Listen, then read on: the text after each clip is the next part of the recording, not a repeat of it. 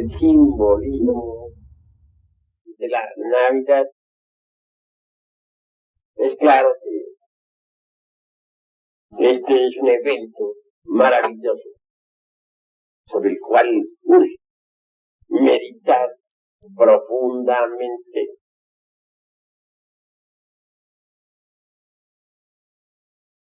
El sol cada año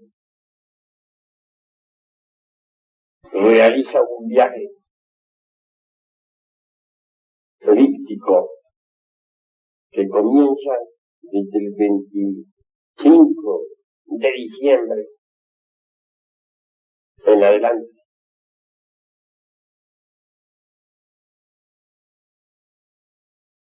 Luego regresa otra vez hacia el polo sur, hacia la zona donde está la Antártida. Por eso, precisamente, vale que reflexionemos en su honda significación. Por estos tiempos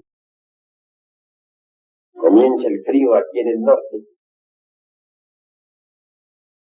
debido precisamente a que el sol se está alejando hacia las regiones australes. Y el 24 de diciembre el sol habrá llegado al máximo en su viaje hacia el sur.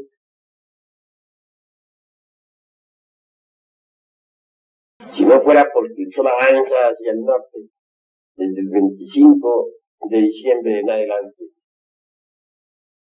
moriríamos de frío.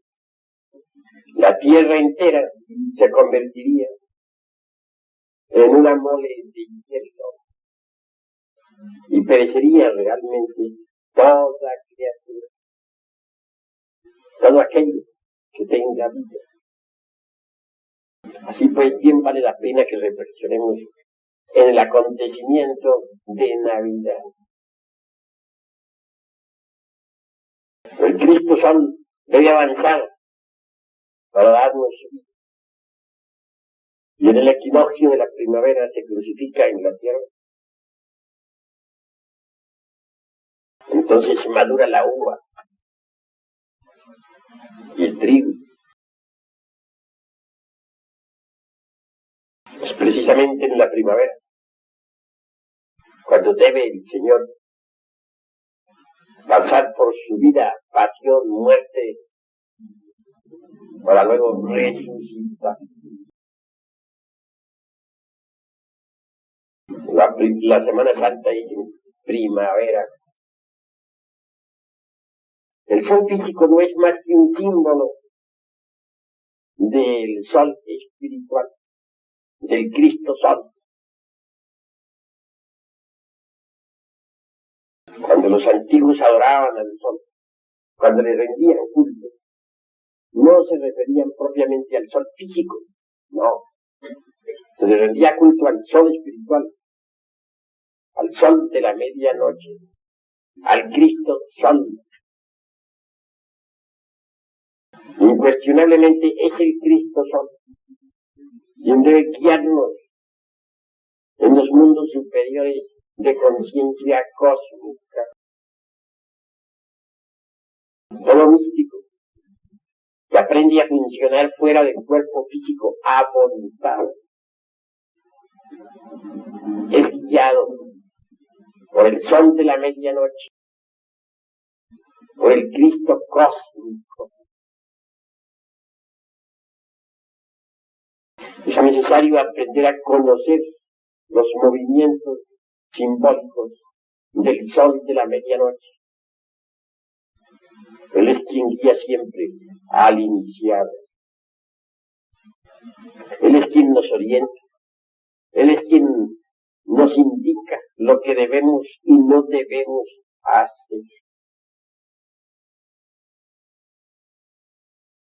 Estoy hablando, pues, en el sentido esotérico más profundo, teniendo en cuenta que todo iniciado sabe salir del cuerpo físico a voluntad.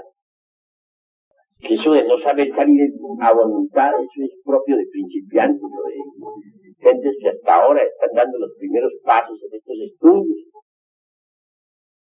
Entonces, si uno pues está en la senda, tiene que saber guiarse por el sol de la medianoche, por el Cristo Sol. Aprender a conocer sus señales, sus movimientos. Si uno lo ve, por ejemplo, hundirse allá en el ocaso, ¿qué nos está indicando? Sencillamente que algo debe morir en nosotros. Si uno lo ve surgir por el oriente, ¿qué nos dice eso? Que algo debe nacer en nosotros. Cuando salimos bien en las pruebas esotéricas, Él brilla en toda su plenitud en el horizonte. El Señor nos orienta en los mundos superiores. Y uno tiene que aprender, pues, a conocer en sus señales.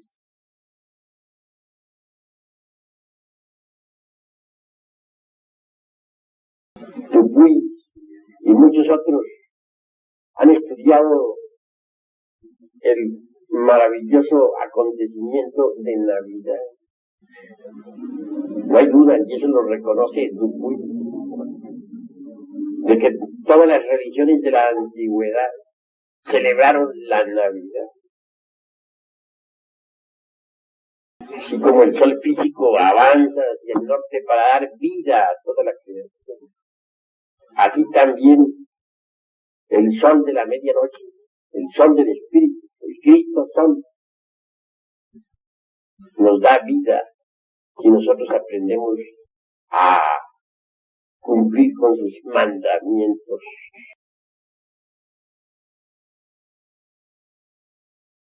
En las Sagradas Escrituras, obviamente, se habla del acontecimiento solar y hay que saberlo entender entre líneas. Cada año se vive en el macrocosmos todo el drama cósmico del Sol. Cada año, repito. Téngase en cuenta que el Cristo Sol debe crucificarse cada año en el mundo, vivir todo su drama de la vida, pasión, muerte, para luego resucitar en todo lo que es, ha sido y será, es decir, en todo lo creado. Así es como todos recibimos la vida del Cristo Sol. También es cierto que cada año el Sol al alejarse por las regiones australes nos deja aquí en el norte tristes, pues Él va a dar la vida a otras partes. Las noches largas de invierno son fuertes. Tiempo de Navidad, los días son cortos y las noches largas. Vamos reflexionando en todo esto y conviene que entendamos lo que es ciertamente el drama cósmico. Si hace necesario que en nosotros también nazca el Cristo Sol. Él debe nacer en nosotros. En las Sagradas Escrituras se habla claramente de Belén y de un establo donde Él nació.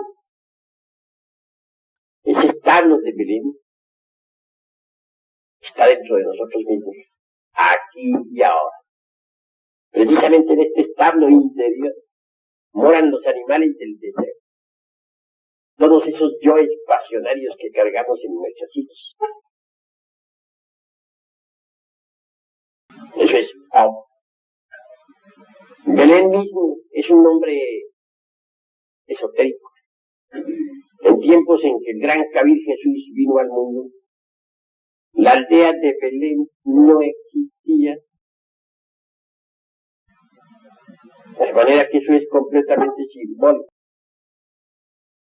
Bel es una raíz caldea que significa torre del fuego. De manera que propiamente dicho, Belén es torre del fuego. ¿Quién podría ignorar que Bel es un término caldeo que corresponde precisamente a la torre de Bel, la torre del fuego? Sí, pues Belén, simbólico, completamente. Cuando el iniciado trabaja con el fuego sagrado, cuando el iniciado elimina de su naturaleza íntima los agregados psíquicos, cuando de verdad está realizando la gran obra, indubitablemente ha de pasar por la iniciación venusta.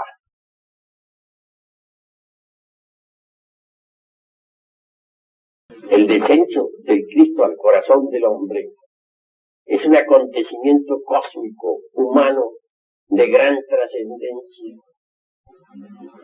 Tal evento corresponde en verdad a la iniciación venusta.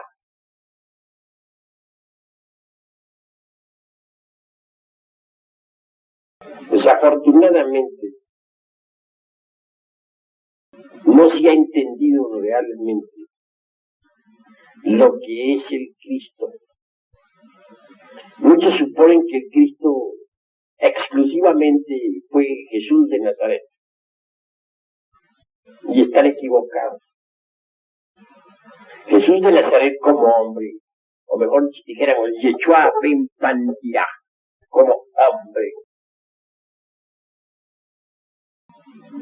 recibió la iniciación venusta, lo encarnó.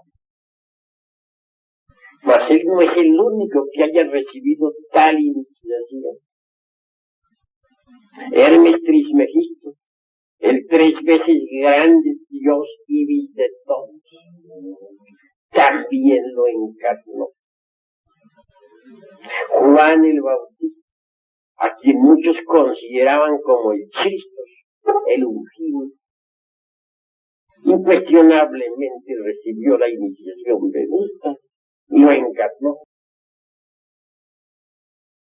Los gnósticos bautistas aseguraban que en la Tierra Santa, que el verdadero Mesías era Juan, y que Jesús era tan solo un iniciado que había querido seguir a Juan.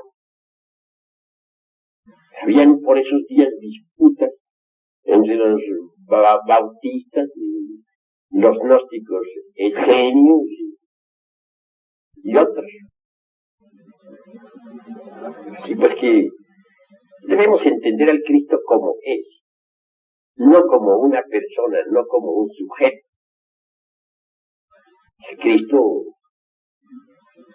está más allá de la personalidad, del yo y de la individualidad. El Cristo en esoterismo auténtico es el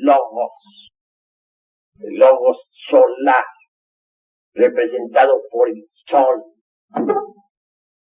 Ahora comprenderemos por qué los incas adoraban al sol.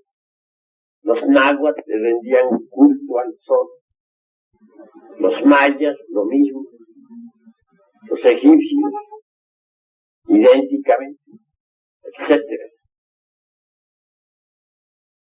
No se trata de la adoración a un sol físico, no, sino a lo que se oculta tras de ese símbolo físico. Obviamente se adoraba era el logo solar, al segundo logo. Ese logo solar es unidad múltiple, perfecta. La variedad es unidad. En el mundo del Cristo cósmico,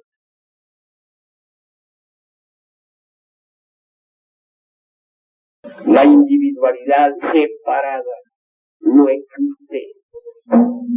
En el Señor todos somos uno. Me viene a la memoria en estos instantes cierto experimento, dijéramos, esotérico, realizado hace ya muchos años. Entonces, sumergido en profunda meditación, logré ciertamente el samadhi, el estado de mantilla, o éxtasis, como se le denomina en el esoterismo occidental.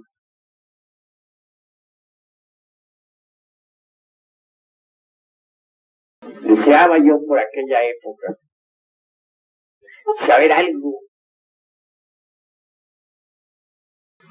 sobre el bautismo de Jesús el Cristo. Pues bien sabemos que Juan le bautizó. Fue profunda el estado de abstracción. Logré el perfecto dharana, o sea, concentración, el dhyana, yani, meditación, y al fin conseguí el samadhi. Yo me atrevería a decir que fue un mahasamadhi, porque abandoné perfectamente los cuerpos físico, astral, mental, causal, búdico y hasta el átmico. Conseguí pues retrotraer mi conciencia en forma íntegra hacia el logos.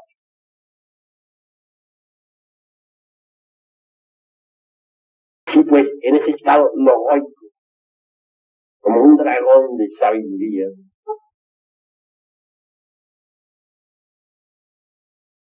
hice la correspondiente investigación. De inmediato me vi en la Tierra Santa, dentro de un templo. Pero cosa extraordinaria, me vi a mí mismo convertido en Juan el Bautista, con una vestidura sagrada. Vi cuando a Jesús lo traían con su vestidura blanca, su túnica blanca. Dirigiéndome a él, le dije: Jesús, desvístete de tu túnica, de tu vestidura, porque voy a bautizar. Después saqué de entre un recipiente un poco de aceite de ese de olivos, le conduje al interior del santuario, lo ungí con aceite, le eché agua, recité los mantras o ritos. Posteriormente ya el maestro se sentó en su silla, aparte. Yo guardé todo nuevamente, lo puse en su lugar y decidí por terminada la ceremonia. Pero yo me vi a mí mismo convertido en Juan. Claro, una vez pasado el éxtasis, Shabbat, me dije: ¿cómo va a ser posible que yo sea Juan el Bautista? Ni remotamente yo no soy Juan el Bautista. Me quedé bastante perplejo. Dije: voy a hacer ahora otra concentración. Pero ahora no me voy a concentrar en Juan, voy a concentrarme en Jesús de Nazaret. Entonces escogí como motivo de la concentración al gran maestro Jesús. El trabajo fue largo, dispendioso. La concentración se fue haciendo cada vez más profunda. Pronto pasé del dharana, concentración, al dhyani, meditación. Y del dhyani pasé posteriormente al samadhi, o sea, al éxtasis. Un nuevo esfuerzo supremo me permitió desvestirme de los cuerpos físico, astral, mental, causal, búdico, átmico. hasta retrotraer mi conciencia, absorberla en el mundo del logos solar. Y en tal estado, queriendo saber sobre el Cristo Jesús, me vi a mí mismo convertido en el Cristo Jesús, haciendo milagros y maravillas en la Tierra Santa, curando a los enfermos, dando vista a los ciegos, etcétera, etcétera, etcétera. Y por último, me vi vestido con la vestidura sagrada, llegando ante Juan en aquel templo. Entonces Juan se dirige a mí, le dice: Jesús, quítate tu vestidura porque voy a bautizar. Se cambiaron los papeles. Ya no me vi convertido en Juan, sino en Jesús. Y recibí el bautismo de Juan, tal como lo he dicho. Pasado el sábado y regresado al cuerpo físico, vine perfectamente a evidenciar con toda claridad que en el mundo del Cristo cósmico todos somos uno. Si hubiera querido meditar en cualquiera de ustedes allá en el mundo del Logos, me hubiera visto convertido en cualquiera de ustedes viviendo la vida de ustedes. Es que allí no hay individualidad, ni personalidad, ni yo. Allí todos somos el Cristo, allí todos somos Juan, allí todos somos el Buda, allí todos somos uno. En el mundo del Logos no existe la individualidad separada. El Logos es unidad múltiple perfecta.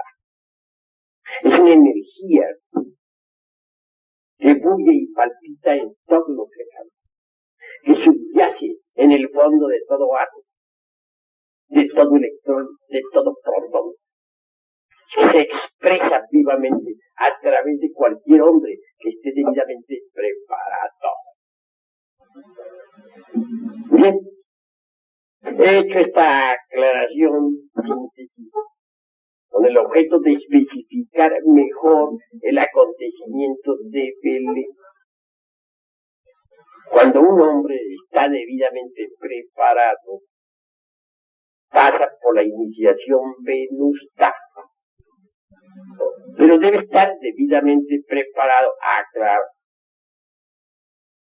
Y en la iniciación venusta consigue la encarnación del Cristo cósmico en sí mismo, dentro de su propia naturaleza. Inútilmente habría nacido Jesús en Belén si no naciera en nuestro corazón también. Inútilmente habría muerto y resucitado en la Tierra Santa si no muere y resucita en nosotros también. Esa es la naturaleza del salvator salvatus. El Cristo íntimo debe salvarnos, pero salvarnos desde adentro, a todos nosotros. Quienes aguardan la venida de Jesús de Nazaret para un remoto futuro, están equivocados. El Cristo debe venir ahora desde adentro. La segunda venida del Señor es desde adentro, desde el fondo mismo de la conciencia. Por eso está escrito lo que Él dijo. Si oyereis que a alguien diciendo en la plaza pública está el Cristo, no creáis. Y si os dijeren está allí en el templo predicando, no creáis. Porque es que el Señor no vendrá esta vez desde afuera, sino desde adentro. Vendrá desde el fondo mismo de nuestro corazón, si nosotros nos preparamos. Pablo lo aclara diciendo: de su virtud tomamos todos gracia por gracia. Entonces, hay documentación. Si uno se estudia cuidadosamente a Pablo de Tarso, veremos que rara vez alude él al Cristo histórico. Cada vez que Pablo de Tarso habla sobre Jesucristo, se refiere al Jesucristo interior, al Jesucristo íntimo, que debe surgir desde el fondo de nuestro espíritu, de nuestra alma. En tanto un hombre no lo haya encarnado, puede decirse que posee la vida eterna. Solo sacar a nuestra alma del Hades.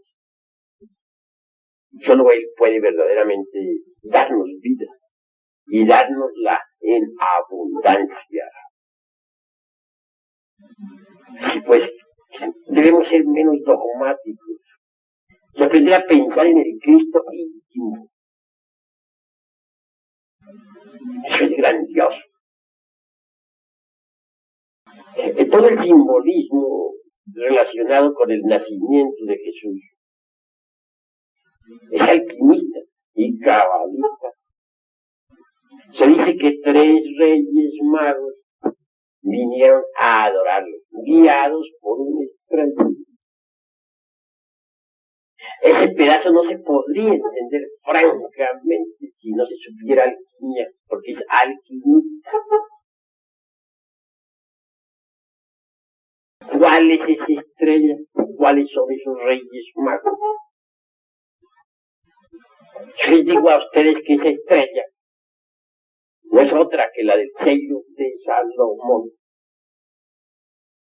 La estrella de 6 puntas, símbolo del logo solar.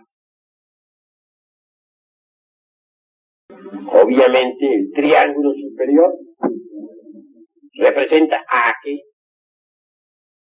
representa el azufre, es decir, el fuego. ¿Y el inferior qué representa? En alquimia, el mercurio, el agua. ¿Pero a qué clase de agua se refieren los alquimistas? Dicen ellos, al agua que no moja, al húmedo radical metálico.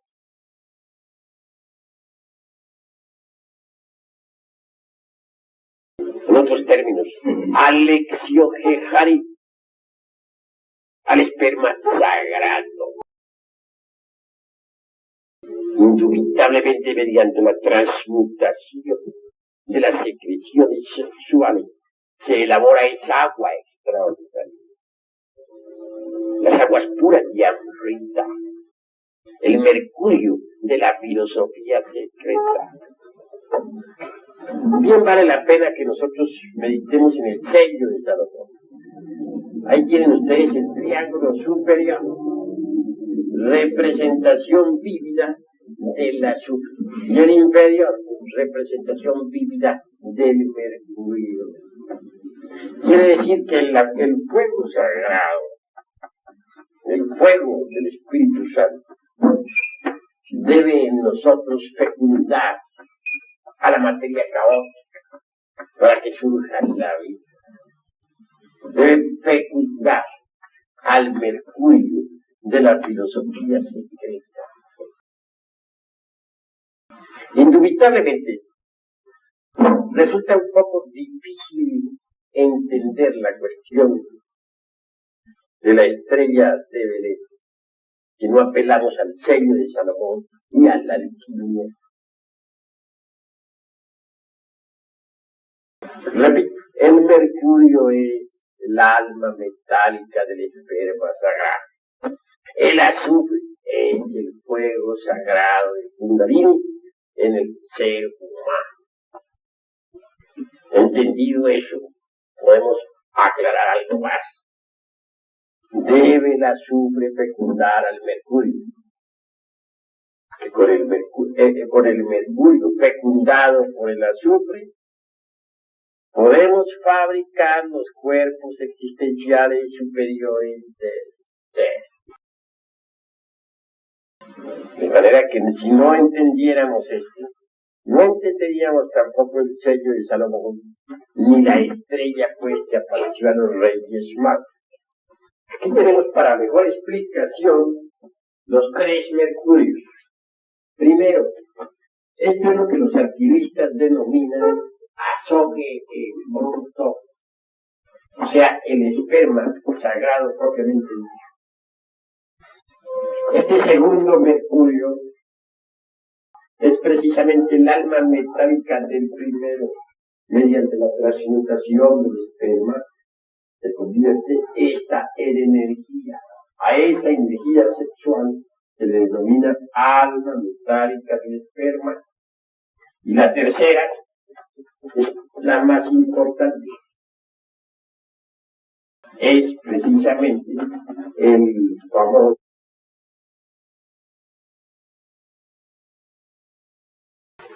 un poco complicadito y difícil de entender, pero si ustedes ponen atención, podrán siquiera forjarse una idea. Me piden que les explique lo que es la Navidad y tengo que explicarla como es o no explicarla. Incuestionablemente, lo primero que tenemos es el asombro bruto, el esperma. Segundo, la energía sexual, resultado de la transmutación del esperma. Tercero, el mercurio, o sea, el mercurio fecundado por el azufre, o en otros términos, la energía sexual ya fecundada por el fuego sagrado. Mezcla pues de energía y fuego que sube por espina dorsal para llevarnos a la autorrealización íntima del ser. Este tercer mercurio es el arché de los griegos. De manera que en el arché hay sal, hay azufre, hay mercurio. Eso es obvio. Allá arriba en el macrocosmos, la nebulosa, por ejemplo, está compuesta de sal, azufre, mercurio. Ahí hay arché. Eso es el arché de los griegos. De allí salen las unidades cósmicas. Aquí abajo nosotros necesitamos fabricar el arché. ¿Cómo? Fíjate la transmutación. De ese arché, que será un compuesto de sal, de azufre, de mercurio, nacerán los cuerpos existenciales superiores del ser. Si alguien posee los cuerpos astral, mental y causal, se convierte en un hombre de verdad. Eso es obvio. Y recibe sus principios anímicos y espirituales. Claro, en principio no tenemos sino el asombro bruto que hay que transmutarlo. Es decir, las secreciones sexuales que hay que transmutarlas, sublimarlas, convertirlas en energía. Esa energía se denomina mercurio, alma metálica del esperma. Esa energía sube por los cordones espermáticos del cerebro. Posteriormente, esa energía une sus polos positivo y negativo en el coxis, cerca del tribenio, y entonces surge el fuego. Fuego hace fecunda a tal energía. Fuego mezclado con tal energía sube por la médula espinal hasta el cerebro. El excelente de tal mercurio fecundado por el azufre viene a cristalizar en los cuerpos existenciales superiores del ser. Primero se formará el cuerpo astral. Segundo, se formará el cuerpo de la mente. Y tercero, se formará el cuerpo causal. Cuando alguien posee los cuerpos astral, mental y causal, recibe sus principios anímicos y espirituales. Es decir, se convierte en un hombre de verdad. Sí, pues, eso es indispensable. Pero crear los cuerpos existenciales superiores del ser es una cosa. Y llevarlos a la perfección es otra cosa diferente. Incuestionablemente, la sal, el azufre y el mercurio es la base de todo. Donde quiera haya materia, hay sal. Toda materia se reduce a la sal. Y toda sal puede ser convertida en oro. Así pues, los cuerpos existenciales superiores del ser vienen a ser una mezcla de sal, azufre y mercurio. La sal de cualquiera de esos cuerpos, mediante la acción combinada del azufre y del mercurio, se convierte en oro. Convertir tales cuerpos en oro, en vehículos finos de oro, sería lo indicado. Y esa es la gran obra. Pero no se podría realizar tal prodigio si no recibiera uno una ayuda extra. Esa ayuda maravillosa consiste en la Navidad del corazón. Debe nacer el Cristo en el corazón del hombre para que se pueda realizar esa gigantesca labor. ¿Cuál es la de transformar los cuerpos existenciales superiores y terciarios en vehículos de oro puro? Ahora bien, situémonos en cualquier vehículo de estos, el cuerpo astral. Imaginemos a una persona que tiene un cuerpo astral. Uno sabe que tiene un cuerpo astral cuando puede usarlo, cuando puede moverse con él consciente y positivamente, cuando puede viajar de un planeta a otro con el mismo. Imaginemos una persona que tiene ese cuerpo astral, pero que está trabajando para convertirlo en un vehículo de oro, es decir, que quiere perfeccionar. No podrá hacerlo sin eliminar el mercurio seco, es decir, los yoes, y el azufre arsenicado, es decir, los átomos sanguinolientos de la lujuria. Obviamente necesitará ayuda. Si consigue eliminar el mercurio seco, el azufre arsenicado o azufre venenoso, entonces su cuerpo astral se convertirá en un vehículo de oro. La labor es difícil. Afortunadamente el Cristo íntimo interviene y ayuda a eliminar todo ese mercurio seco y ese azufre venenoso o arsenicado.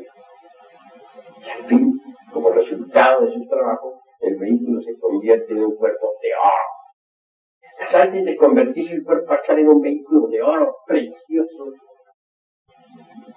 forzosamente tendrá que pasar por varias etapas. La primera está simbolizada por el color negro, por el cuervo negro, dado por Saturno. ¿Por qué? Porque el iniciado habrá de entrar en un franco trabajo de muerte. Tendrá que eliminar, destruir, desintegrar todos los elementos inhumanos que lleva en su cuerpo. Y eso es muerte, por uno. Hasta conseguir el color blanco, que es fundamental. Obviamente ese color blanco está representado por la paloma blanca. A los iniciados de Egipto se les ponía el taf, o sea, la vestidura de lino blanco, para representar pues la castidad, la pureza. Después, el tercer símbolo es el águila amarilla. Recibe el iniciado el derecho a usar la túnica amarilla. En el cuarta fase del trabajo, el iniciado pues recibe la púrpura. Cuando recibe la púrpura, ya su cuerpo astral ha quedado convertido en un vehículo de oro puro, de la mejor calidad. El jefe de todo ese trabajo alquimista es precisamente el Cristo íntimo. Los sabios dicen que la sal, el azufre y el mercurio son los instrumentos pasivos de la gran obra. Que lo más importante, dicen ellos, es el magnés interior. Ese magnés citado para hacer eso no es otra cosa sino el Cristo íntimo. Señor, Él debe realizar en verdad toda la gran obra. He citado como ejemplo el cuerpo astral, pero idéntica labor hay que hacer con cada uno de los cuerpos existenciales superiores del ser. Tal labor, sin el magnés interior de la alquimia, sería algo más que imposible. Por eso es que, incuestionablemente, al comenzarnos la gran obra, debe encarnar a Cristo íntimo. Él nace en el estado de nuestro propio cuerpo. Y dentro tenemos todos los animales del deseo y las pasiones interiores. Él tiene que crecer, desarrollarse a través del ascenso de los grados, convertirse en un hombre entre los hombres, hacerse cargo de todos nuestros procesos mentales, volitivos, sexuales, emocionales, etcétera, etcétera, etcétera. Pasar como un cualquiera entre ser tan perfecto que no es pecador, sin embargo tiene que vivir como pecador entre pecadores, desconocido entre los desconocidos. Esa es la cruda realidad del ser. Pero va creciendo, se va desarrollando. A medida que va eliminando en sí mismo los elementos indeseables que llevamos dentro. Es tanta su integración con nosotros mismos, se echa toda la responsabilidad sobre sus hombros. Se ha convertido en un pecador como nosotros, siendo que él no es pecador. Sintiendo en carne y hueso las tentaciones, viviendo como cualquiera. Y así poco a poco, a medida que va eliminando los elementos indeseables de nuestro sentido, no como algo ajeno, sino como propio de él, se va desarrollando y desenvolviendo en el interior de sí mismo.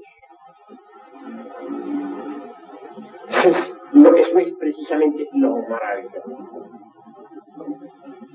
Si no fuera así, sería imposible pues realizar la gran cosa.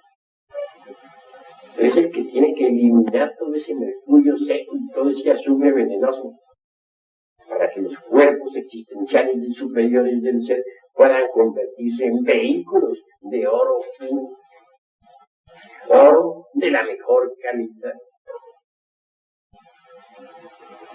Claro, está claro. Los tres reyes magos que vinieron a adorar al niño representan los colores de la gran obra.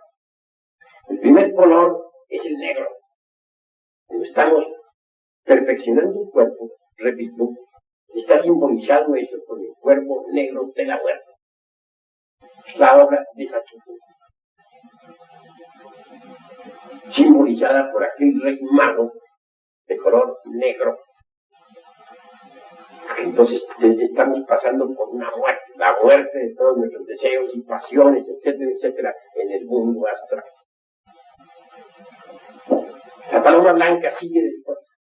Es decir, el momento en que ya habiendo desintegrado todos los yoes del mundo astral, tenemos el derecho a usar la túnica de lino blanco, la túnica del Da egipcio, o la túnica de Isis. Claro, está representada, como dije, por la paloma blanca. Y es el segundo de los reyes, el rey blanco. Se ha avanzado mucho hacia la perfección del cuerpo astral. Parecería el cuerpo, el color amarillo, en el mismo, y el derecho a usar la túnica amarilla. Es entonces cuando aparece el águila amarilla, que nos recuerda al tercero de los reyes magos, el de raza amarilla. Por último, la corona de la obra es la culpa. Cuando un cuerpo, sea el alcalde, el mental, el causal, etc., ya es de oro puro, se recibe la púrpura de los reyes, porque se ha triunfado. Es la púrpura que todos los tres reyes magos, como reyes, llevan sobre sus hombros. De manera que ven ustedes que los tres reyes magos no son, como muchos creen, tres personas. No, señor. Son los colores fundamentales de la gran obra. Y el Jesucristo es íntimo y de adentro. Jesús en hebreo es Yeshua, y Yeshua es Salvador. Es como Salvador, nuestro Yeshua particular. Tiene que nacer en este estado que llevamos dentro para realizar la gran obra. Él es el magnes interior del laboratorio alquimista. El gran maestro debe surgir pues en el fondo de nuestra alma, de nuestro espíritu. Lo más duro pues para el Cristo íntimo, cuando ha nacido en el corazón del hombre, es precisamente eso del drama cósmico. Su Via Crucis. En el Evangelio aparecen las multitudes pidiendo la crucifixión del Señor. Esas multitudes no son de ayer, de un remoto pasado, como suponen las gentes, de algo que sucedió hace 1975 años. No, señores, esas multitudes están dentro de nosotros mismos. Son nuestros famosos yoes. Dentro de cada persona habitan miles de personas. El yo odio, el yo tengo celos, el yo tengo envidia, el yo soy codicioso. Es decir, cuántos defectos tenemos. Y cada defecto es un yo diferente. Estoy hablando aquí de esta manera, de este modo, sencillamente porque veo que los hermanos que están aquí en su mayoría son ya instituciones. Ahora algunos visitantes, pero los visitantes no entienden lo que les gusta. Pero en realidad, de verdad, como todos son de la institución, puedo hablar de este modo. Es claro que esas multitudes interiores que tenemos, que son nuestros famosos yoes, son los que gritan crucifixión, crucifixión. En cuanto a los tres traidores, ya sabemos que en el Evangelio crístico son Judas, Pilatos y Caifás. ¿Quién es Judas? El demonio del deseo. ¿Quién es Pilatos? El demonio de la mente. ¿Quién es Caifás? El demonio de la mala voluntad. Pero hay que aclarar un poquito, hay que especificar esto para que se vaya entendiendo. Judas, el demonio del deseo, cambia al Cristo íntimo por 30 monedas de plata. 3 más 0, 3. Esa es la adición cabalística. Es decir, lo cambian por cosas materiales, por la moneda, por los licores, por el lujo, por los placeres animales, etc. Lo vende. En cuanto a Pilatos, es el demonio de la mente. Ese siempre se lava las manos. Nunca tiene la culpa. Para todo encuentra una evasiva, una justificación. Jamás se siente culpable. Realmente todo defecto psicológico que nosotros poseemos en nuestro interior, vivimos siempre justificados. Jamás nos creemos culpables. Hay personas que me lo han dicho a mí. Señor, yo creo que soy una persona buena. Yo no mato, yo no robo, yo soy caritativo, yo no soy envidioso. Es decir, dechados de virtud. Perfecto, según ellos. Y no, digo yo, ante tanta perfección, goodbye. De manera que miremos las cosas como son en su crudo realismo. Ese Pilato siempre se lava las manos, nunca se considera culpable. Y en cuanto a Caifás, yo francamente considero que es el más perverso de todos. Piensen ustedes en lo que es Caifás. Cristo íntimo nombra muchas veces a un sacerdote, a un maestro, a un iniciado, para que guíe a sus ovejas, para que las apaciente. Le entregue el mando, lo pone al frente de una congregación.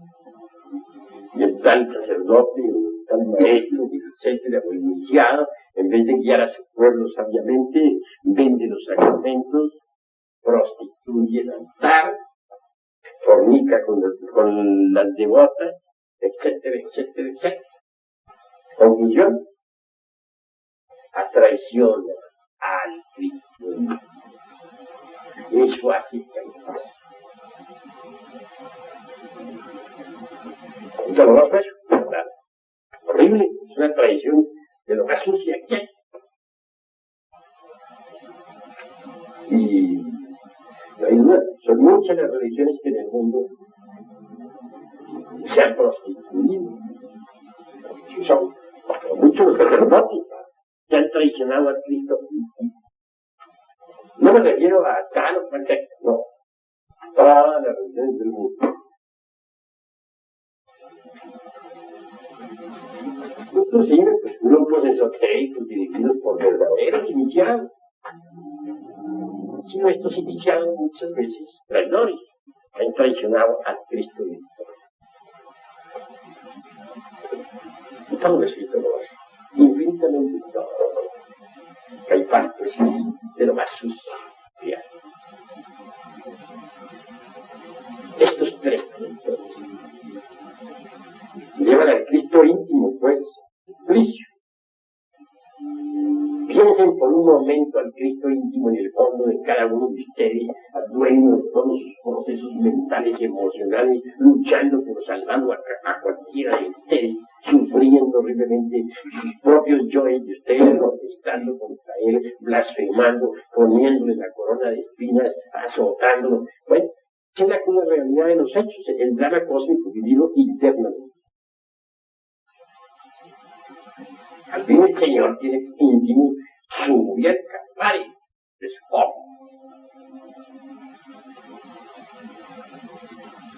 Y baja al sepulcro. Con su muerte mata a la muerte. Es lo último que él hace. Posteriormente resucita en el iniciado. Y el iniciado resucita en él. Entonces, la gran obra se arde. Consumatum est. Así han surgido a través de los siglos maestros resurrectos. Pensemos en Hermes Trismegisto. Pensemos en un Moria, gran maestro de la fuerza en el cielo. Pensemos en el conde Cagliostro, quien todavía vive, o en San Germán, y en el año 1939 visitara a Europa otra vez. Este San Germán trabajó activamente durante los siglos XVII, XVIII, XIX, etc. Sin embargo, físicamente sigue existiendo. Es un maestro resurrecto. ¿Por qué son resurrectos los maestros? Porque gracias al Cristo íntimo lograron ellos la resurrección. De manera que sin el Cristo íntimo, la resurrección no sería posible. Aquellos que suponen que por el solo hecho de morirse físicamente una persona ya tiene derecho a la resurrección de los muertos, pues son en verdad gentes dignas de compasión. No solamente ignoran, hablando esta vez en el estilo socrático, sino que lo que es peor, ignoran que ignoran. La resurrección es algo que hay que trabajarla. Y trabajarla aquí y ahora. Y hay que resucitar así, en carne y hueso, y a lo vivo. La inmortalidad hay que conseguirla ahora mismo, personalmente. Esa es la forma como se debe considerar, pues, el misterio crístico. Todo el drama cósmico en sí mismo es extraordinario, maravilloso. Y se inicia en verdad con la Navidad del corazón.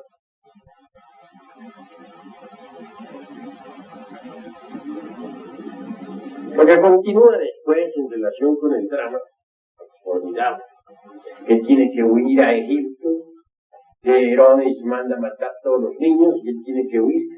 Todo eso es simbólico, completamente simbólico. Se dice que Jesús, que José, que María, por ahí en un evangelio apócrifo, hubieron de huir a Egipto y que entonces permanecieron varios días viviendo debajo de una higuera. Esa higuera, de esa higuera salía un manantial de agua purísima. Entonces hay que entender. Esa higuera representa siempre al sexo. Que se alimentaban de los frutos de esa higuera. son de los frutos del árbol de la ciencia del bien y del mal.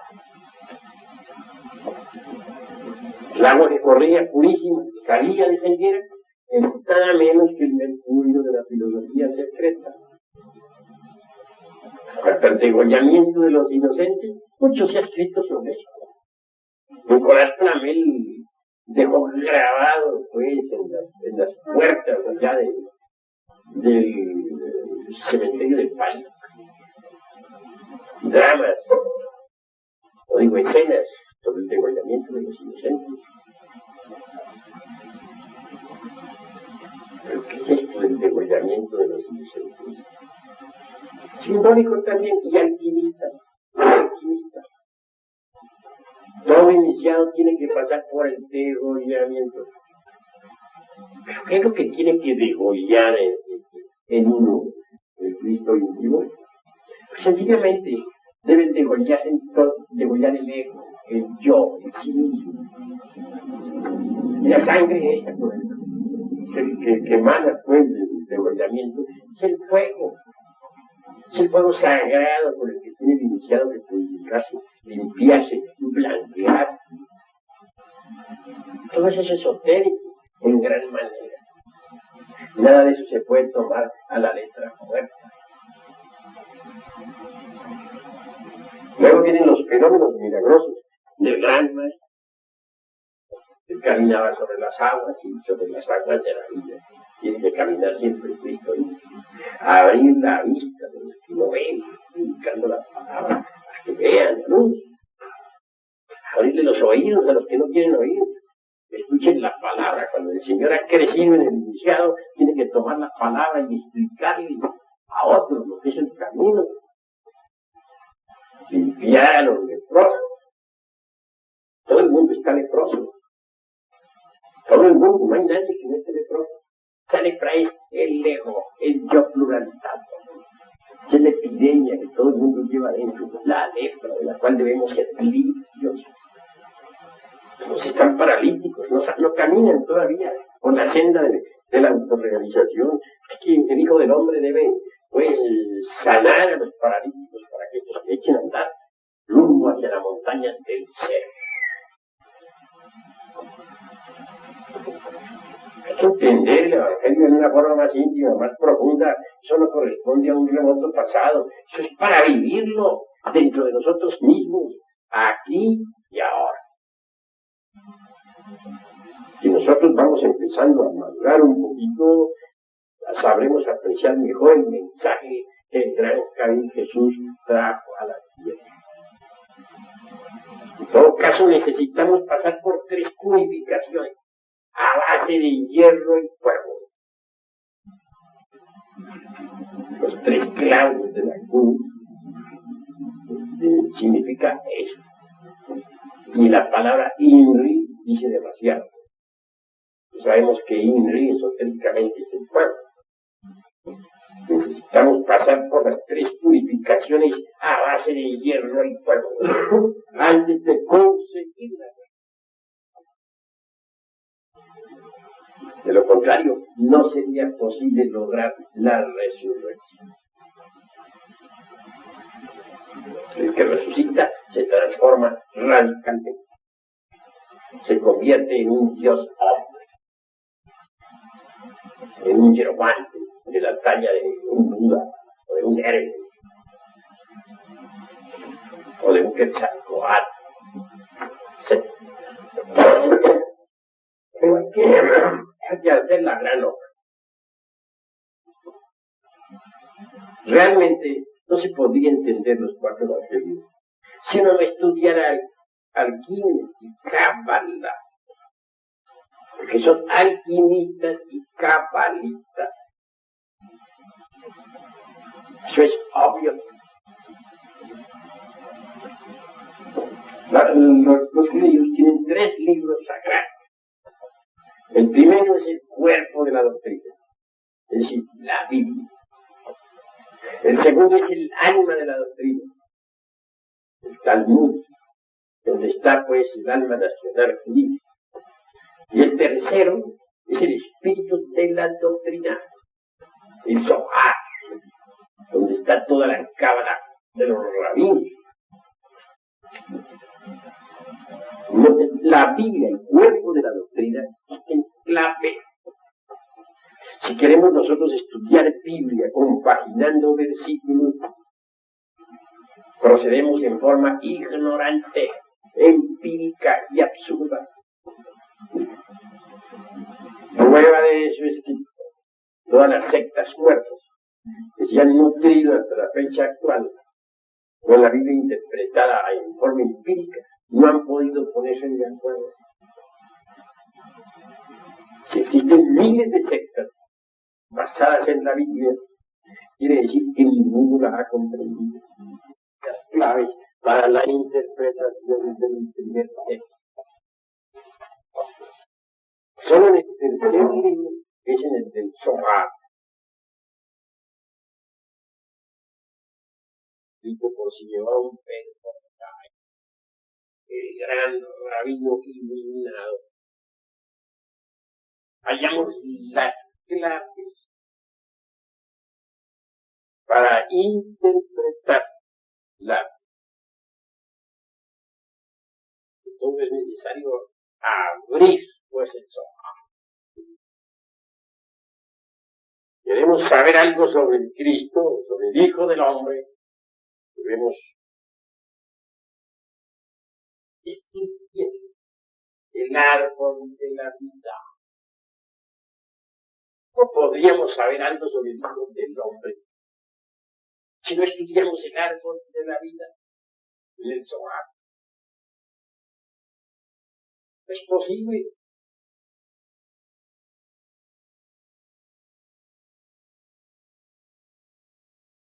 Cuando uno estudia el árbol de la vida, tiene que ahondar en los 10 epilotes de la cábala que trae.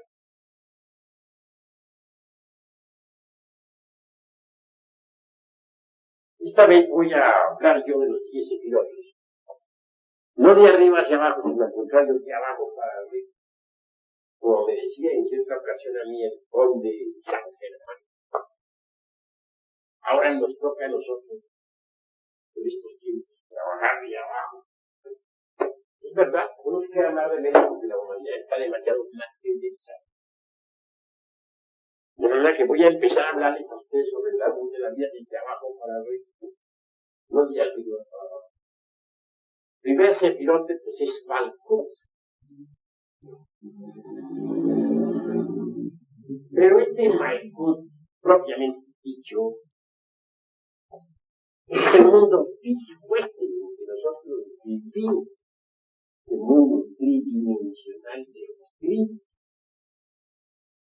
Los hombres científicos pueden conocer la mecánica de los fenómenos, pero ¿qué saben ellos sobre el fondo vital? Absolutamente nada, pero nada. Tenemos un cuerpo físico, por ejemplo. Descubrimos que está hecho de órganos, está compuesto por órganos, por eso es un organismo. Los órganos, a su vez, están compuestos de células. Las células son moléculas de átomos. Y si fraccionamos cualquier átomo, liberamos energía. Los científicos pueden jugar, dijéramos, con la biomecánica de los fenómenos, pero no pueden crear vida. Imposible. Nosotros ponemos sobre la mesa de un laboratorio las sustancias químicas con las que están compuestos los gametos masculino y femenino, es decir, spermos y óvulos. Y le decimos a los científicos que fabriquen tales gametos. No niego que puedan hacerlos, fabricarlos. Posible que con poderosos microscopios los hagan. Pero lo que sí estamos absolutamente seguros es de que jamás van ellos con esos gametos artificiales a crear un organismo humano. se han creado cohetes que viajan a la nube, aviones supersónicos que han roto la barrera del sonido, pero no han sido los científicos capaces de crear una simple semilla vegetal artificial con posibilidades de germinación. Don Alfonso Herrera, el gran sabio mexicano, que creara la teoría de la plasmogenia, fabricó la célula artificial, pero fue una célula que nunca tuvo vida, una célula muerta. Se pueden pasar semillas por ejemplo, de un café de una tierra a otra tierra, correcto. También se puede pasar semilla de una persona a otra persona, hacer, dijéramos, inseminaciones artificiales. Todo eso es posible. Pero se está jugando ahí con lo que la naturaleza. Vamos a ver si son capaces los científicos de fabricar esas semillas con posibilidades de convertirse en algo vivo. Eso nunca se ha visto, jamás se verá. Conclusión: la vida es algo diferente. El organismo humano necesita de un nexus formativo, como lo dijera don Emmanuel Kant, el filósofo de Königsberg, para su sostenimiento. Ese tal nexus formativo es el cuerpo vital o lingam sarira de los indostales, el asiento vital de la celda viva, el yesod de la cábala ignorante. Así como nuestro cuerpo físico tiene para su mantenimiento, su sostenimiento, su conservación, cuerpo vital, también lo tienen las plantas, cualquier organismo que tenga vida, y en general lo tiene todo el planeta Tierra. De manera que todo el mundo terráqueo tiene su propia vitalidad, su fundamento vital, y yesod. En ese yesod del mundo terráqueo está la vida del mundo, de nuestro mundo. Ahondando un poquito más, podríamos fijarnos en la cuestión de la quinta coordenada. Obviamente, más allá del mundo vital, existe el mundo astral. En el mundo astral viven los desencarnados después de que abandonan el cuerpo físico. En el mundo astral encontramos a las columnas de ángeles y de demonios. El mago puede aprender a trabajar en el mundo astral. Y esa es su voluntad. Nosotros enseñamos sistemas mediante los cuales es posible entrar en el mundo astral a voluntad. Ese mundo astral es precisamente el Jod cabalístico.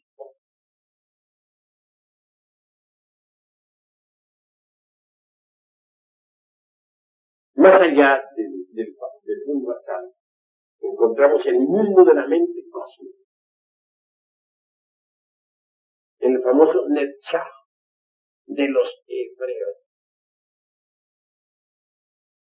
Tierra tiene mente. La mente cósmica o la mente planetaria está en todo lo que es, ha sido y será.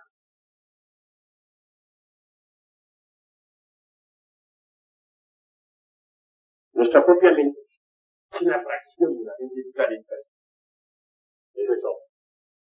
Que a esa mente planetaria o mundo mental se le denomine Netzach, nada tiene de raro.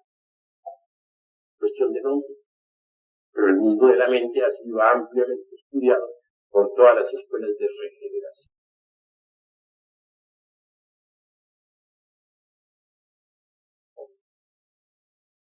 Continuando pues en este análisis del árbol de la vida, entramos en el mundo de las causas naturales, el mundo causal. Obviamente el mundo causal es realmente el templo de la fraternidad, de la luz interior, no levantado jamás por manos humanas.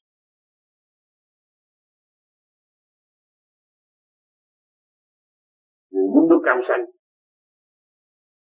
encontramos nosotros las distintas corrientes de causación cósmica. Todo efecto tiene su causa, toda causa es efecto. Toda causa se transforma en efecto y el efecto a su vez se convierte en causa de un nuevo. Así pues, causas y los efectos están debidamente encadenadas. En el mundo causal propiamente dicho, está ese principio del hombre conocido como alma humana. Se le ha denominado tigre. Y esto es bastante interesante. El alma humana en sí es masculino. El alma espiritual es diferente. Pero en el mundo de diferente encontramos al alma humana, lo que tenemos de humano. Cuando el Cristo viene a darnos ayuda, el Cristo íntimo, obviamente habrá pues de surgir en nosotros desde diferente, es decir, en el mundo causal. Esto que en el mundo causal están las causas de nuestros errores. Él tiene que eliminar las causas de nuestros errores. Para que el Cristo cósmico pueda nacer en nosotros, se necesita que se humanice. Es una fuerza cósmica universal, latente en todo átomo del infinito. Para que se humanice,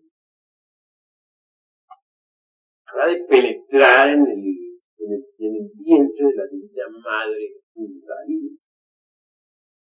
¿Quién es él? ¿Cómo podría entender eso? Dentro de nosotros está nuestro Padre, está el secreto. También está nuestra divina madre Kundalini.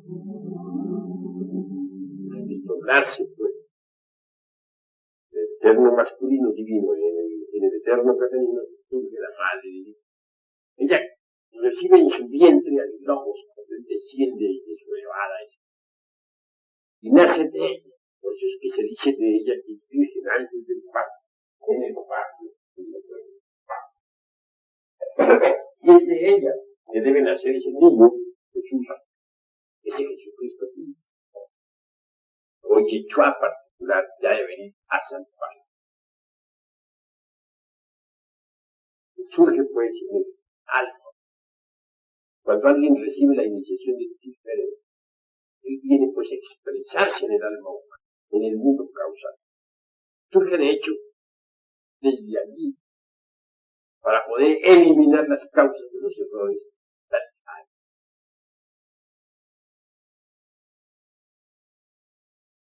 Mucho más allá del mundo de Tiferet, al mundo de las causas naturales, está Geburah, que es el mundo, dijéramos, del alma espiritual. En budismo riguroso se le llamaría el mundo búdico o intuicional. También se le llama el mundo del alma espíritu.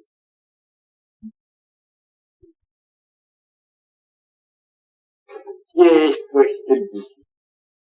En el budismo está nuestra alma espíritu, la valquiria, la reina de los giros, Ginebra,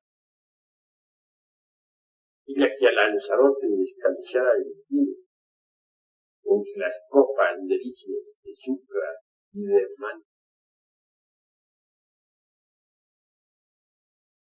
vemos nosotros andante, cuando habla de las dos almas, la que trabaja y esa otra que se contempla en un espejo y mira y todo. De manera que son dos almas, la una masculina y la otra femenina. Geburah también se le denomina el mundo del rigor, de la ley.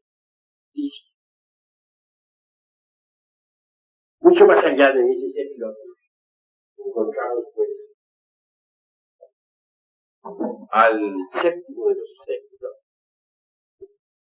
es Gedulah, que lo dice también Chesed. Este Chesed es el mundo de vida, el mundo de At, de Pablo.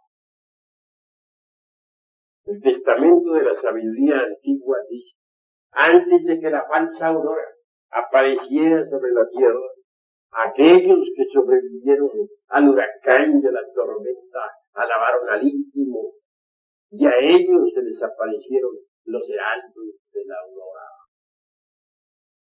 El íntimo es átomo del pecado, Chesed. Y pues estos 7 sépilos son, dijéramos, la manifestación. Mucho más allá de estos 7 sépilos superiores, vienen los sépilos superiores. Binah, ¿pero qué es Binah? Binah es interceder el Espíritu Santo. Como si el Espíritu Santo en cada uno de estos. El mundo del Espíritu Santo es formidable, maravilloso, extraordinario.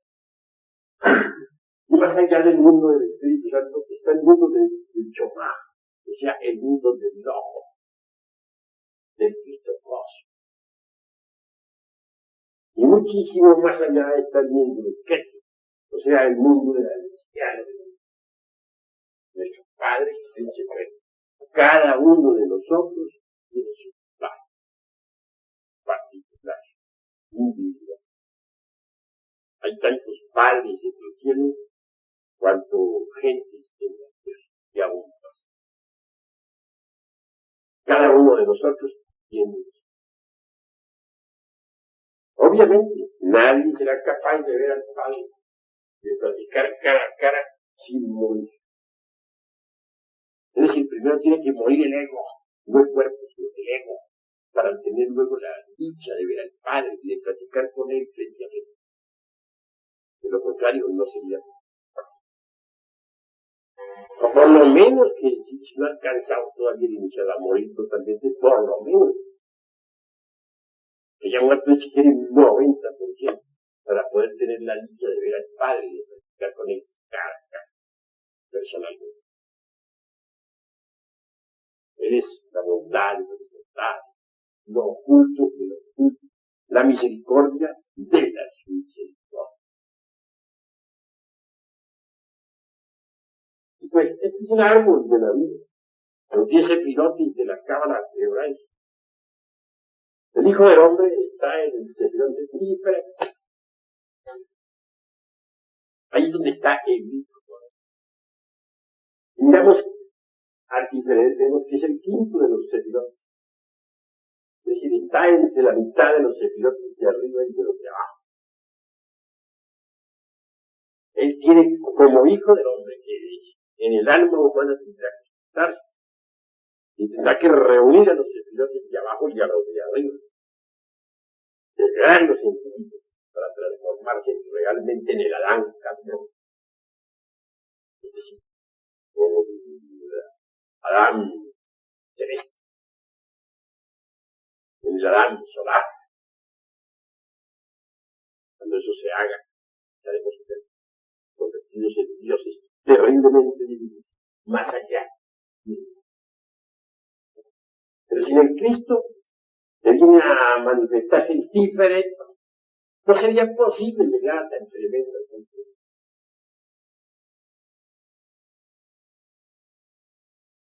El Señor es pues fundamental para la grada. Él es el magisterio de la caos, de la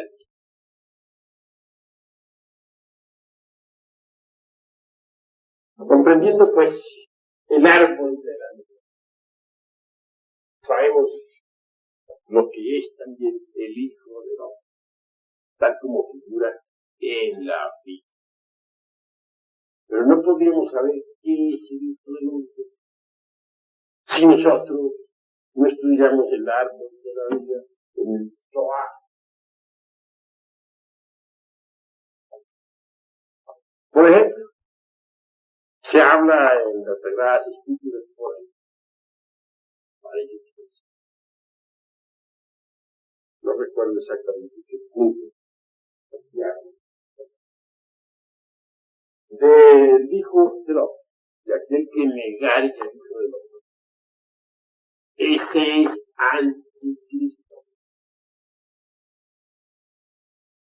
Obviamente, el que niega al Hijo del Hombre, o sea, al alma humana, que lo niega en su expresión como alma humana, aquel materialista que niega al alma humana, que priva al ser humano de la posibilidad de tener alma humana, aquel como un Carlos Marx, con su dialéctica materialista, le quita a la humanidad los valores eternos. Realmente convierte en anticristo. Si Cristo se expresa a través de diferentes, que se manifiesta en contra del alma humana o principio causal, que niegue esa alma, el materialista es anticristo. De manera que el anticristo de la falsa ciencia, este Pache, actualmente vive sobre la faz. Todos esos científicos ateos en el mundo del eterno, anticristos son, en un 100%, lo que niegan al Hijo de Dios.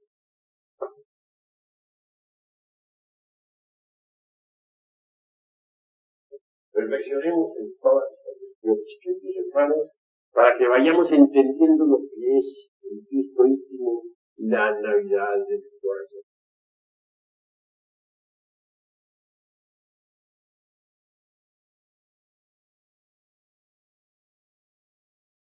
Buda y Jesús, o Buda y el Cristo, se complementan dentro de nosotros.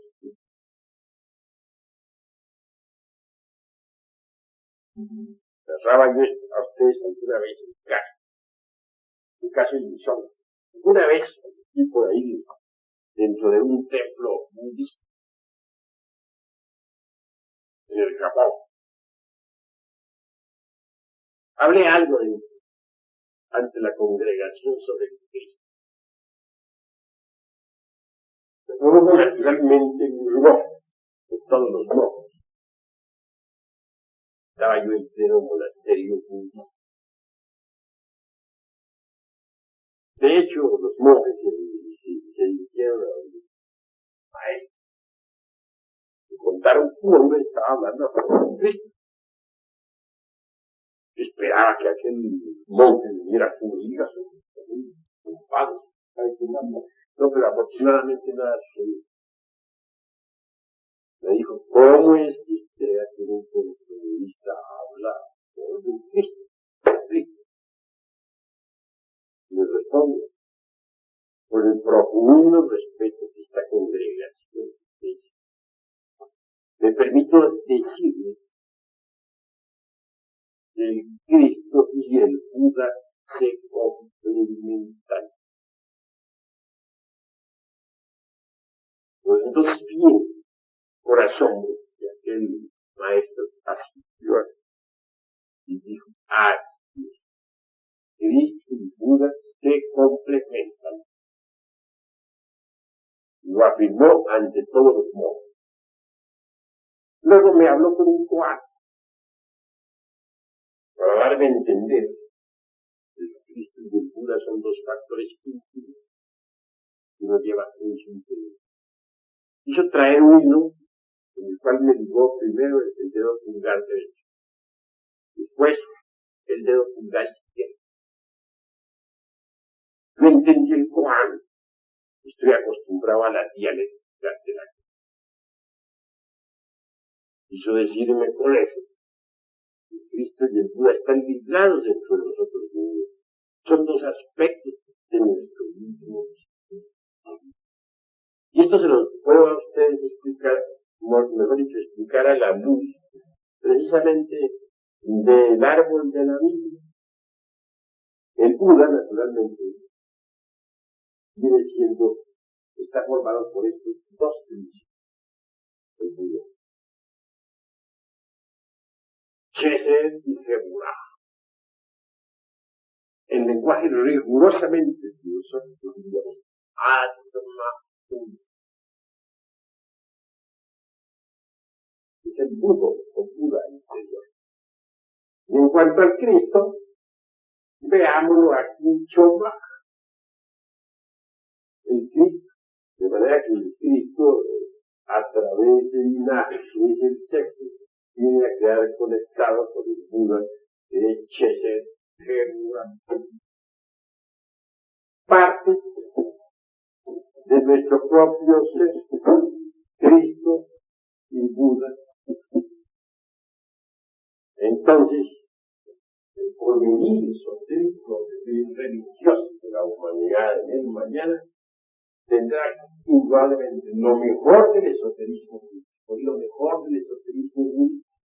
Es decir, el esoterismo budista y el esoterismo místico tienen que integrar, fusionar. Son dos partes de nuestro propio. Gautama, el Buda Sakyamuni, vino a enseñarnos realmente la doctrina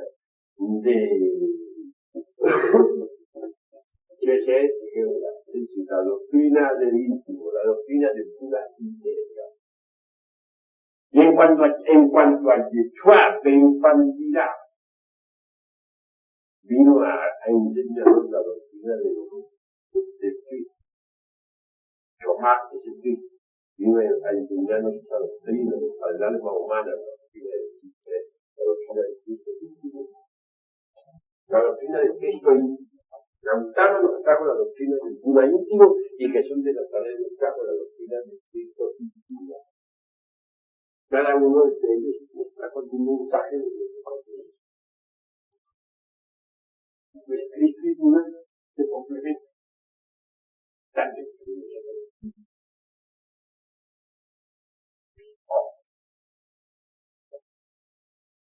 Entendidas estas cuestiones, queridos hermanos, bien vale la pena trabajar por llegar algún día a recibir la iniciación feminista. Es decir, la iniciación de la Navidad de Débora.